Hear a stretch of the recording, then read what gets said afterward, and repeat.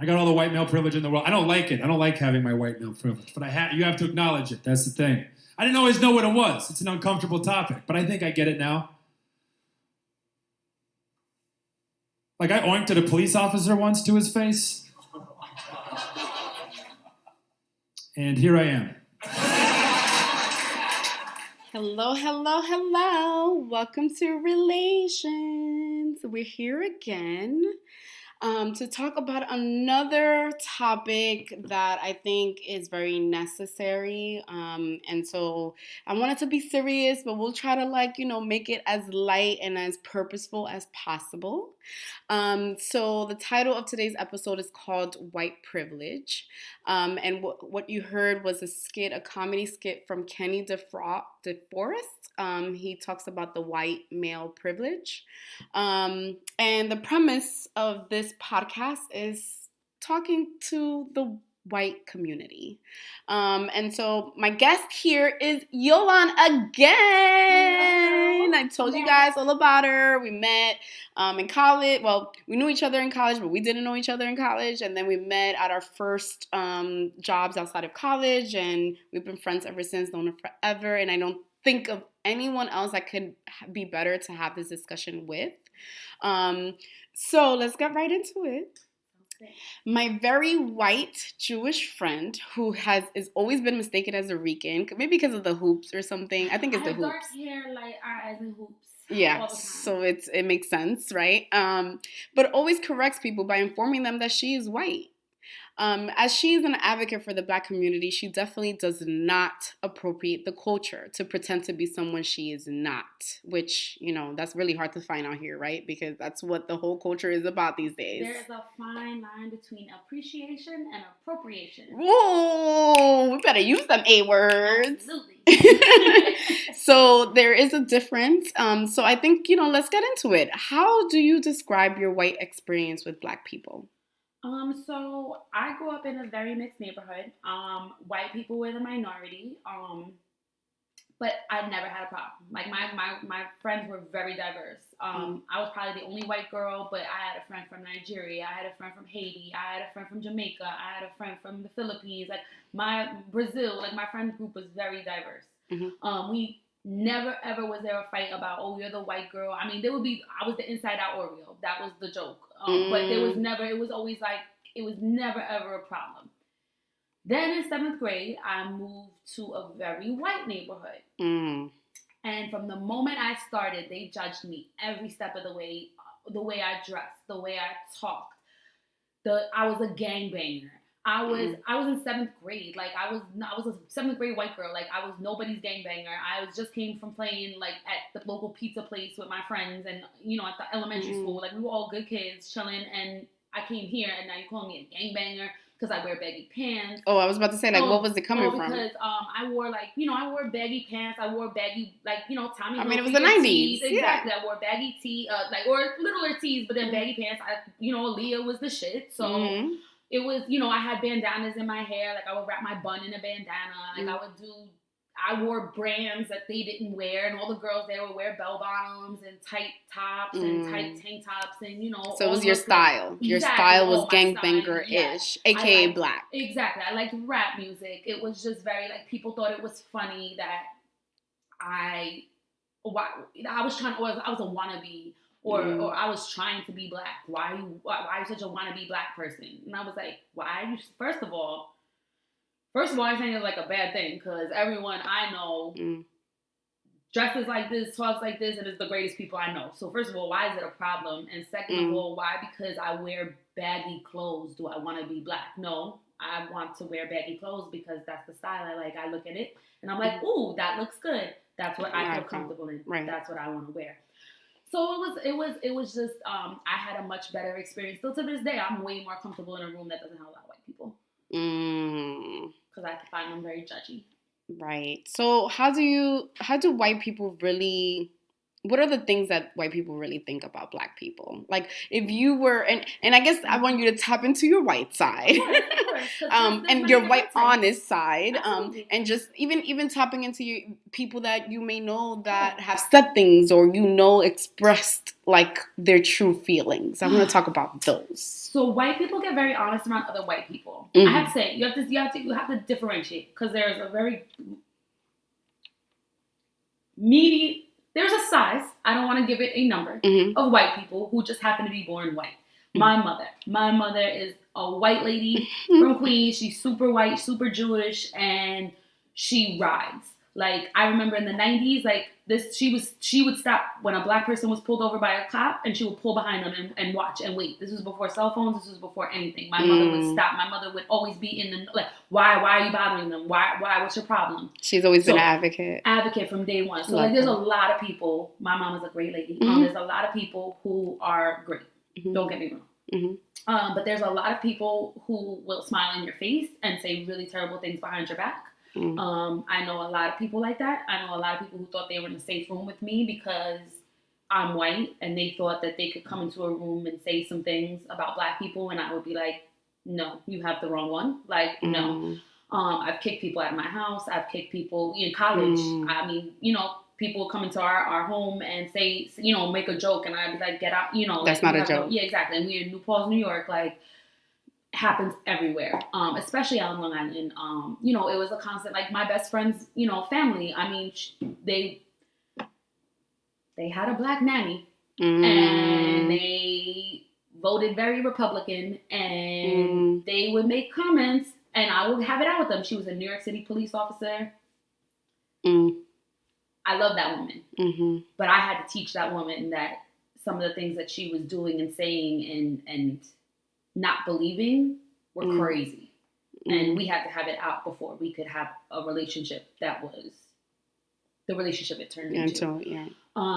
But yeah, and then there's also, the white people who I think are actually the worst, who don't see color. It's the white people who don't, slavery was 400 years ago. Right. What is white privilege anyway? We don't have racism. Right. Look at me. Look at my life. Right. Why I don't have white privilege. Like, I'm a middle class. I'm even the poor, even the the rednecks and the people who really are poor. It's like, look at my life. You don't. I have it bad. Well, I don't have white privilege. Not knowing that just waking up in the morning with white skin puts them in a whole different bracket than people without white skin. So they say that very ignorantly, but that's the worst, I think, to me, is people don't see color, because we all see, unless you're colorblind, you see color. It's real life. It's real life. Some people are darker, and some people are lighter, and it's based upon where your ancestral family migrated from, right? Because we're all the same race. But we can get into that. Right, that's like a whole nother topic. But I just say, we can go there in a few minutes.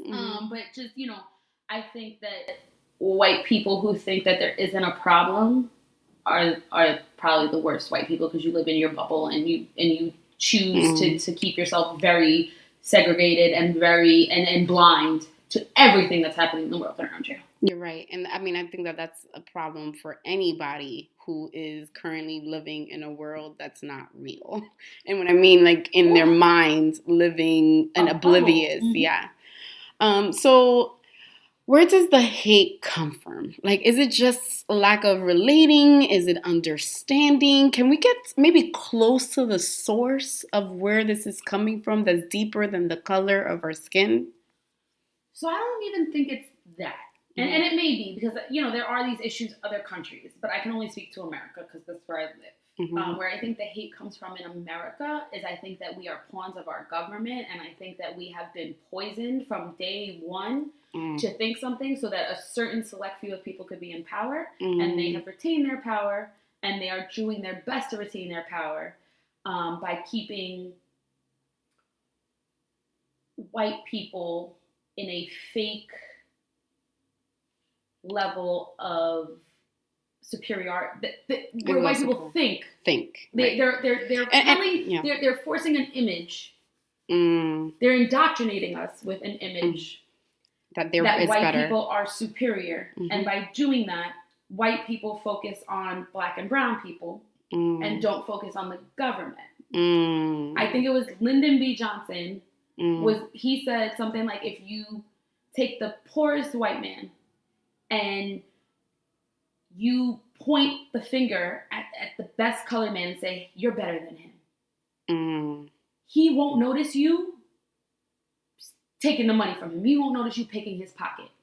So if you can keep his focus on everybody else, Trump, Mexicans, the border, which makes no sense whatsoever. At all. But we're gonna build a wall because if I keep your eye on this moving target of Mexicans being the problem, then you would miss. Then you miss all the things that I do to you, that the farmers that I don't pay, the coal miners, all the people I promised, white middle America that I told I would take care of and that I screwed royally. If I keep your eyes on the Mexicans, you don't realize that I'm fucking you today. And excuse my language, but that's what they're doing. And this has been indoctrinated from the day, from the first time. I mean, come on.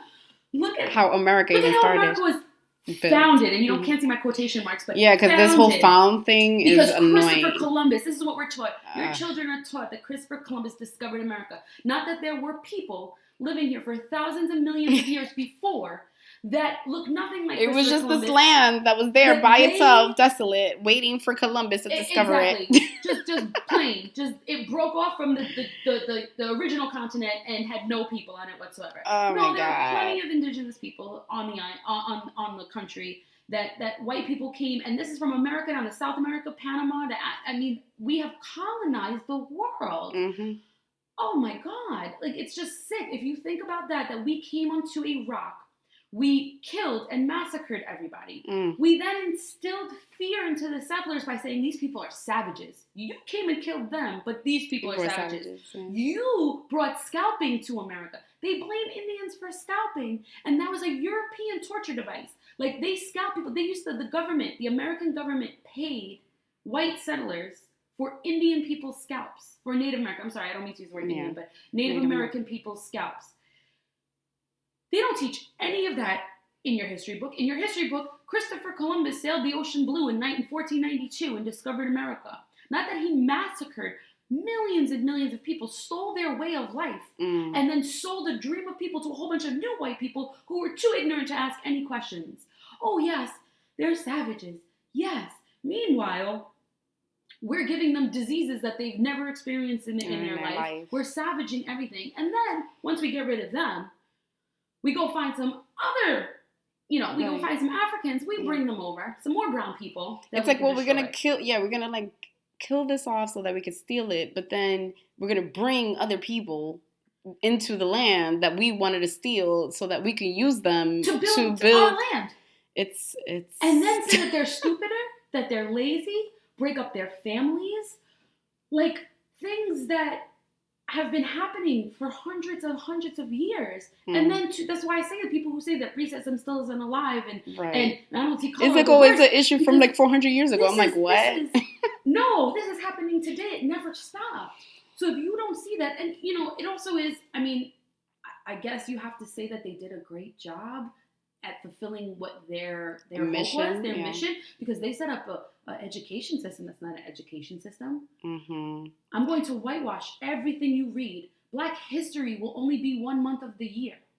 Women's history will only be 1 month of the year. And you'll learn about the same three, Martin Luther King, Frederick Douglass, and Harriet Tubman, every year.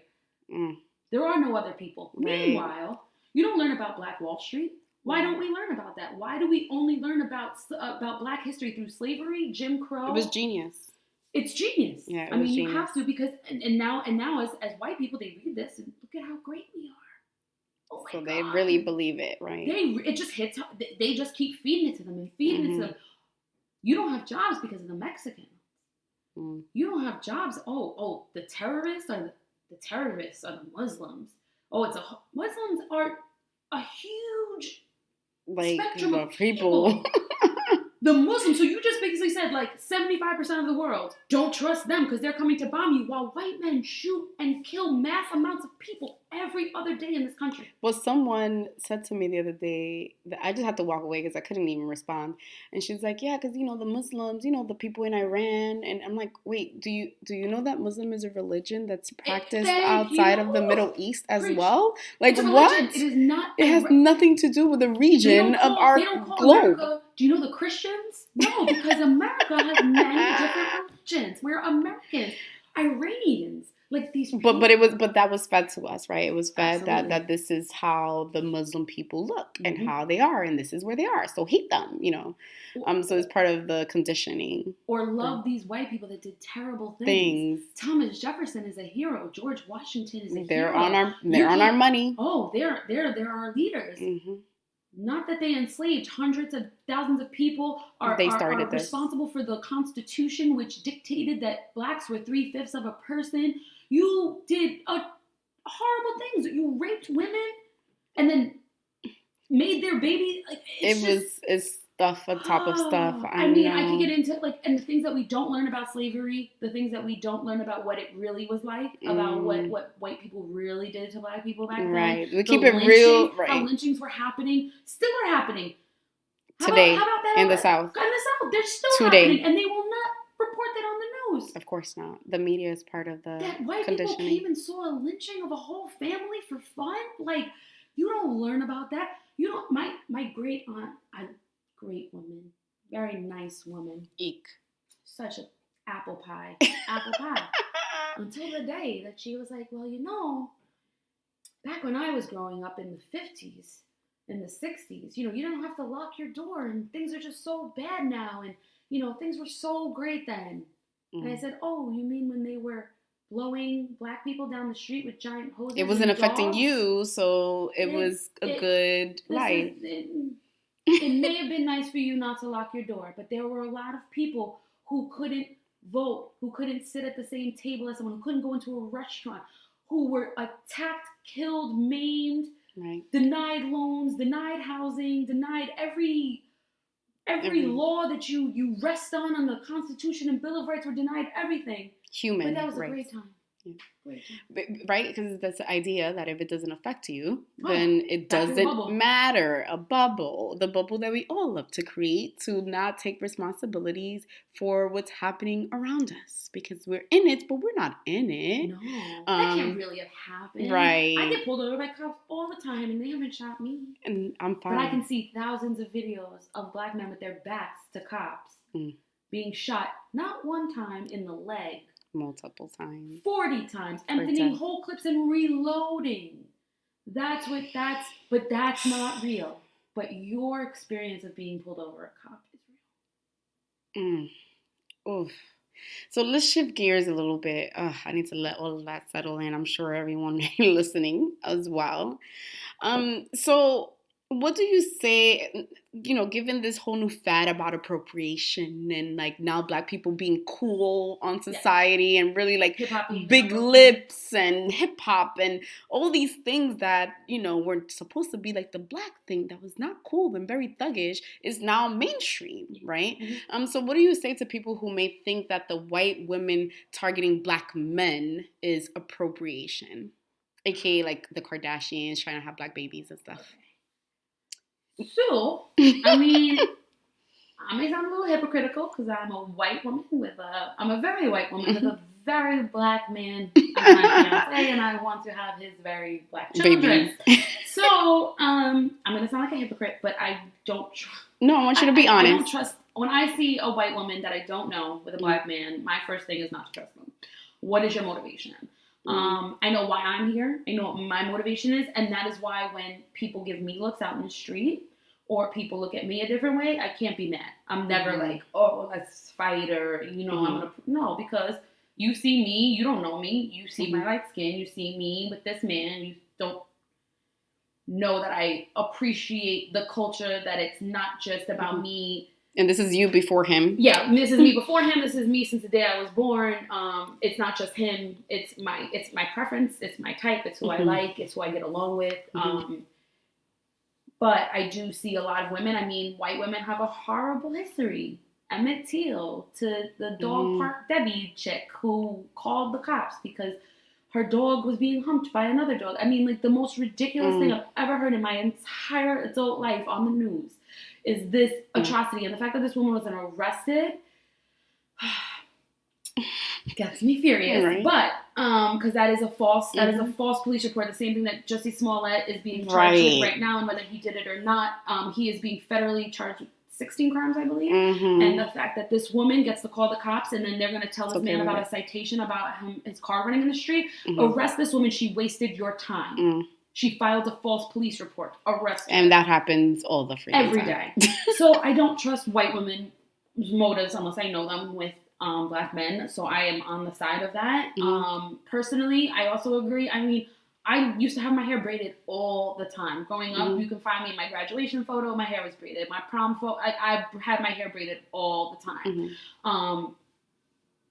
Today, I would love to braid my hair. I don't, because there's a lot of women who go to work every day and can't have braids in their hair, who are black women who get sent home or get fired or whatever, because or the little boy who's, woof, don't get me started. The little boy whose dreads were sent home. He was sent home from a school, and then the other little boy whose dreads were cut on the floor of the wrestling. I would have stabbed somebody through the heart with those scissors if they ever brought a pair of scissors to my son's hair.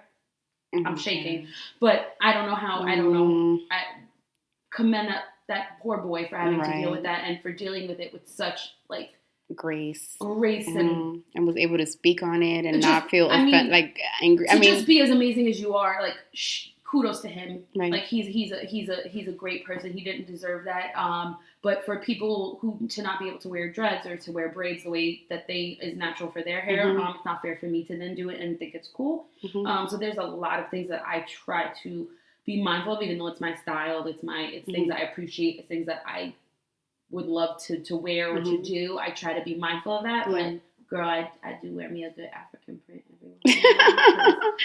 Colors are so beautiful. Right. And my pale skin needs some color, a pop. Exactly. But the fact that alone, the fact that there's a thought, the fact that you think, oh wait, I don't want to offend. Yeah, absolutely. Oh wait, let me be mindful that I know my intentions are not like that, but given the community that I am a part of and that I fit into because of biology, they given this life, this type of format. I have to use my white privilege for good. I can't use it for bad. I can't do things that other people that I appreciate would get in trouble for, wouldn't be hired for, wouldn't get respect for, and do it myself and then be cool as a white girl doing it like that. That's not cool to me.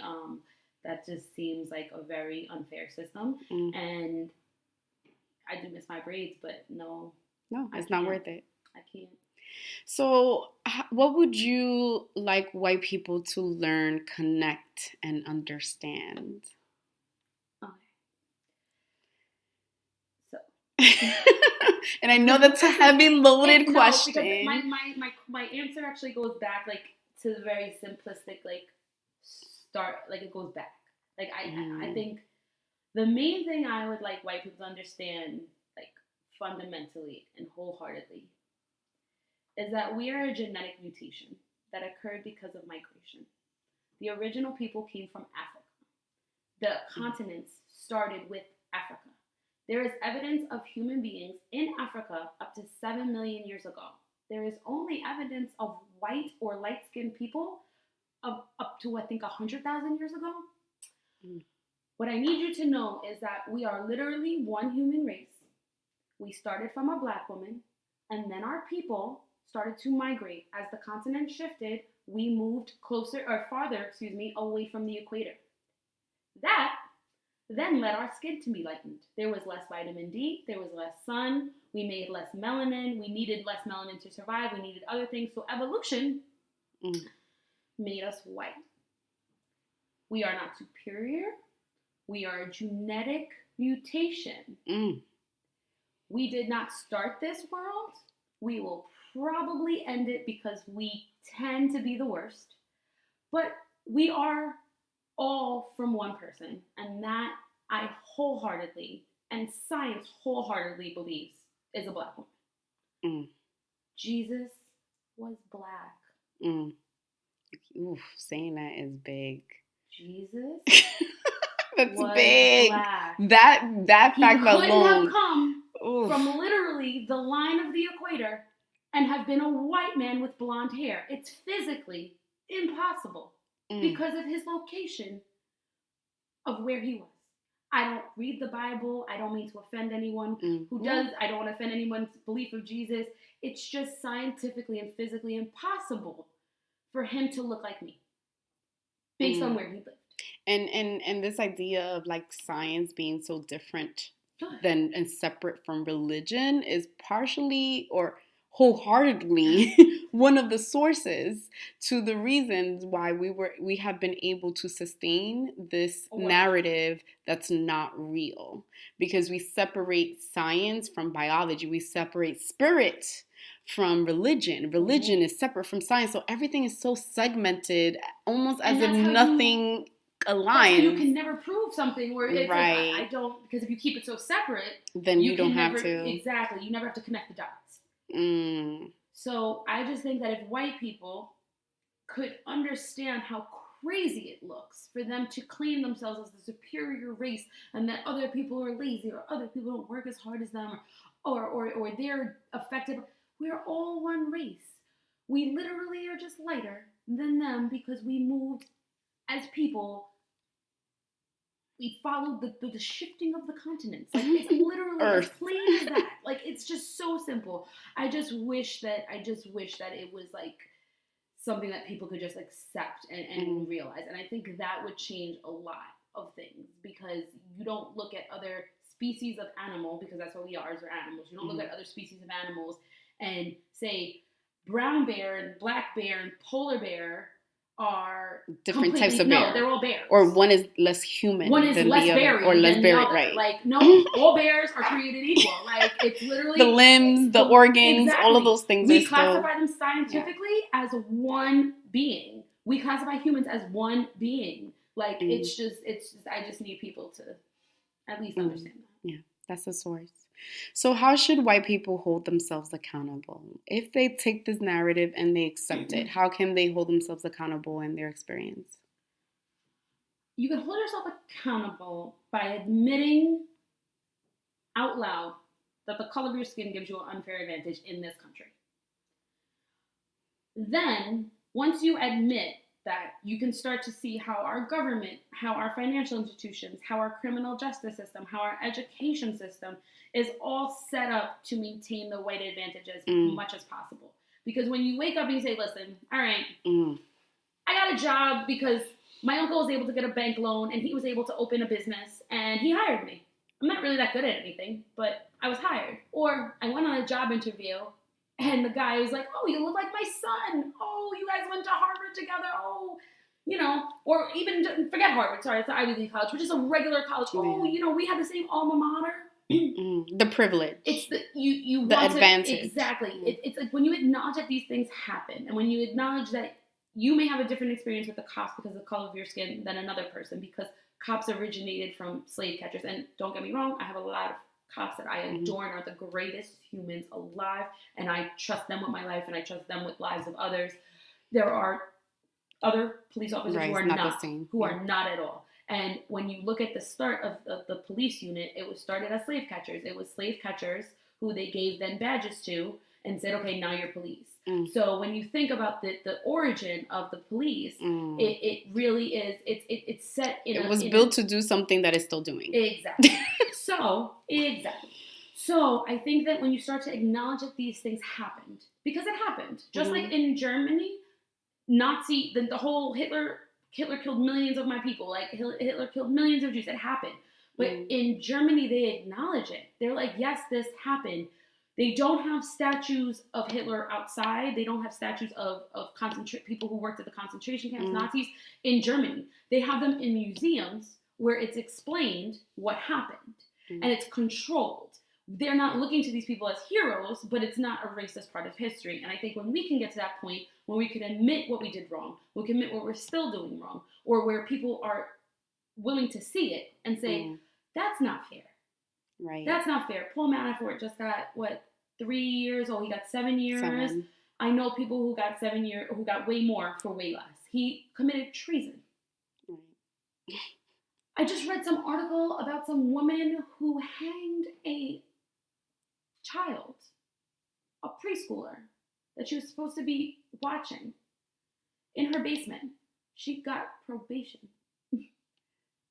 She got probation. She is a middle-aged white woman and she got probation. How many people? Khalif Browder died over a backpack that he did not steal. Years later.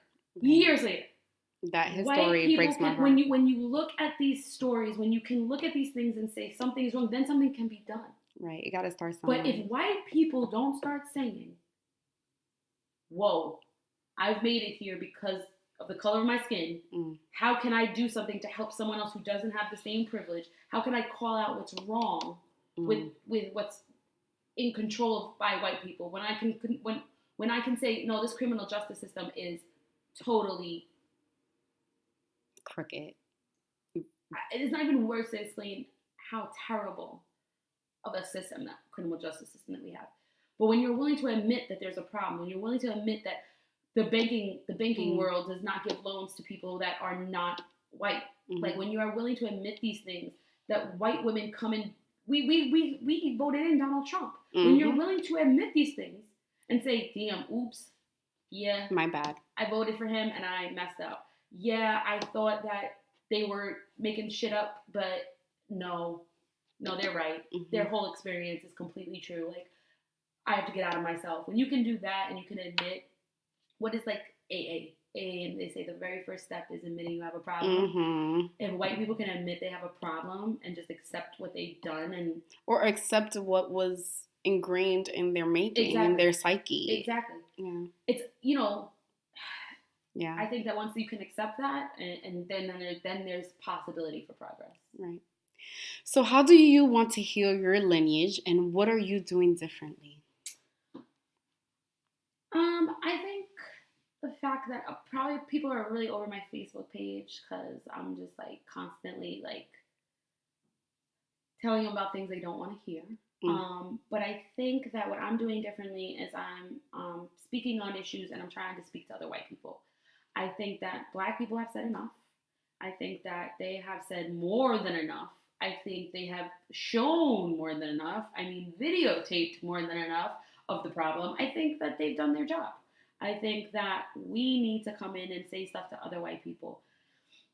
I think that you need, as a white person who understands their privilege and wants to do something to advocate, I think you need to tell other white people that it's not okay to use the N-word. I think you need to tell other people and why. I think you need to tell them it's not okay that you think you're better than somebody.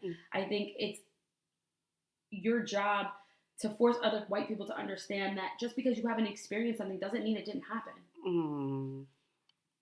And I think that's what I'm doing differently. I think that's what other people can do differently. I think that's what we can do better as a people, is to make other white people accountable for themselves. Like, I'm accountable, so I should make other white people accountable. Ooh, that was good. I know that was a lot, you guys. It was a lot, but I think it's important. It's an important conversation, and I think it's a conversation that can really go on for episode over episode. So hopefully we'll be hearing a lot from Yolan on this topic. Yes, hopefully. Hopefully I didn't offend too many people, but I think if I'm not offending you, then there's a problem. Because you should be offended. You should be offended. I'm offended. You should be shocked and appalled. You should, because the way that this shit is happening right now, I'm sorry for my language, but this is terrible. And if we don't do something now, this world is going to crumble. So I hope to be kicking off my own podcast, Whitewashed, in the very near future. I'm also in the middle of opening an eyelash salon called Lash Out Loud in New Rochelle. Lash Out Loud. So as soon as I get that up and running, I'll be launching my podcast, and I'm hoping to talk about these issues, especially with other white people, and really start opening some minds. and the conversation. I think it's Exactly. part of the healing process. Mhm. Yay! I'm so excited. Well, thanks everyone for listening. I appreciate your time and your attention. I really, really, really, if you need to listen to this again and again and again and again to just be informed, is important. It's not just for the white community, but for the Black community to be informed about what our history is. A lot of us don't even understand our history. So I think that that's so important. So thank you for informing us and keeping us up to date about what we don't know. Well, thanks for listening, you guys. Until next time, later.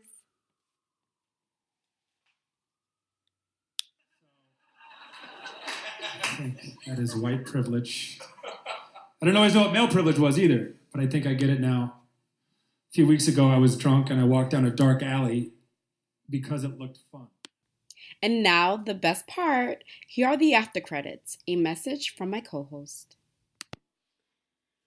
We white people came to America to escape religious persecution, and then upon arriving in a new land, we immediately persecuted those that were already living there and took the land as our own. Then, because we were too lazy to build our own new country, we exploited every non-white person we could find and enslaved them, tortured them, ripped apart families, and systematically did everything in our powers to keep them down for the next approximately 400 plus years and still counting.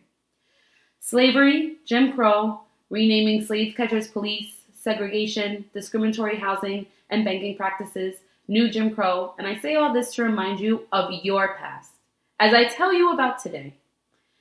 Not only do we sit here on a pedestal, patting ourselves on the back for building a country in the backs of other people and wondering why others can't get to the level we're at as we stood on their backs to get here, but anytime a non-white person claims an injustice, we say it can't be true because it hasn't happened to us. But now in 2019, we've reached a whole new low. And after a good 2 years of police brutality being the main topic of conversation between the hundreds of videos of black men being shot for no reason, Kaepernick, kneeling for the anthem, etc., in order to prove your hatred and ultimately your immense insecurity, you are now calling the cops on any black person breathing. Are you trying to prove police brutality doesn't exist? Or are you hoping to get everyone locked up and killed? Or all the black men that you call the police on locked up or killed?